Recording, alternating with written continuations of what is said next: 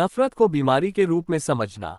नफरत को अक्सर एक बीमारी के रूप में वर्णित किया जाता है क्योंकि यह व्यापक और विनाशकारी प्रकृति की होती है। यह न केवल उस व्यक्ति को नुकसान पहुंचाती है जो इसे पालता है, बल्कि उन लोगों को भी नुकसान पहुंचाती है जिनके प्रति यह निर्देशित होती है, जिससे नकारात्मकता और दर्द का चक्र बनता है। नीचे एक विस्तृत विवरण दिया गया है जिसमें एक उदाहरणात्मक कहानी और वैज्ञानिक अंतर्दृष्टि है। वीडियो शुरू करने से पहले मेरा आप सभी से अनुरोध है कि मेरे चैनल को लाइक और सब्सक्राइब करें।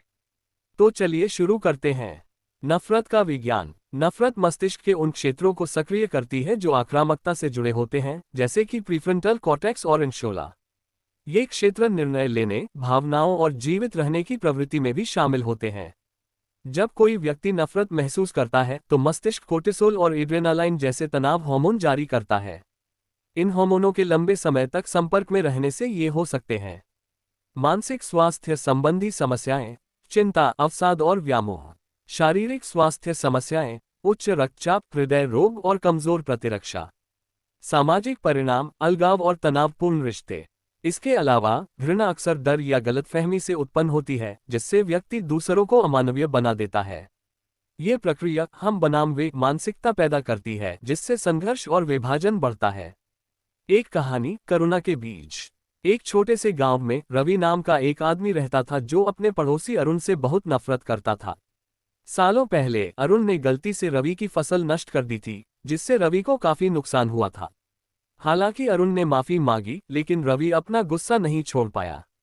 हर बार जब रवि अरुण को देखता तो उसका दिल तेजी से धड़कने लगता, उसकी मुट्ठियां कस जाती और वह अपने दिमाग में उस घटना को दोहराता। सालों के दौरान रवि की नफरत इतनी तीव्र हो गई कि उसने खुद को दूसरों से अलग करना शुरू कर दिया, अरुण की मौजूदगी वाले सामुदायिक कार्यक्रमों में जाने से इनकार कर दिया। तनाव के कारण उसका स्वास्थ्य बिगड़ गया और वह कड़वा और अकेला हो गया। एक दिन एक सामुदायिक सभा के दौरान रवि के घर में आग लग गई। जैसे ही आग की लपटें उसके घर को घेरने लगी, रवि मदद के लिए चिल्लाने लगा।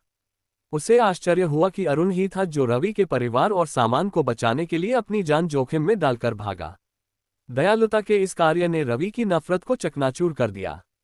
उसे एहसास हुआ कि उसके गुस्से ने उसे कितना खा लिया था और अरुण की करुणा उसकी खुद की नकारात्मकता से कितनी अलग थी।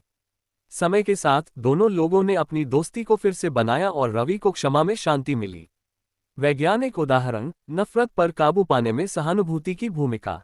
नेचर न्यूरोसाइंस 2018 में प्रकाशित एक अध्ययन ने पता लगाया कि कैसे सहानुभूति नफरत का मुकाबला कर सकती है। शोधकर्ताओं ने पाया कि जब व्यक्ति दूसरों की कहानियों या अनुभवों के संपर्क में आते हैं जिन्हें पहले नापसंद किया जाता था, तो मस्तिष्क के सहानुभूति केंद्र सक्रिय हो जाते हैं, जिससे नफरत की भावना कम हो जाती है। उदाहरण के लिए, किसी समूह के खिलाफ मजबूत पूर्वाग्रह रखने वाला व्यक्ति उस समूह के किसी व्यक्ति के साथ सार्थक संबंध बनाने के बाद अपनी धारणा बदल सकता है।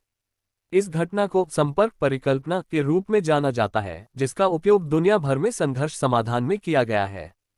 कहानी का नैतिक पाठ। नफरत एक बीमारी की तरह है जो आत्मा को खा जाती है। ये निर्णय को धुंधला करती है, स्वास्थ्य को नुकसान पहुंचाती है और व्यक्तिगत विकास को रोकती है। हालांकि किसी भी बीमारी की तरह इसे भी ठीक किया जा सकता है, समझ, सहानुभूति और करुणा के जरिए।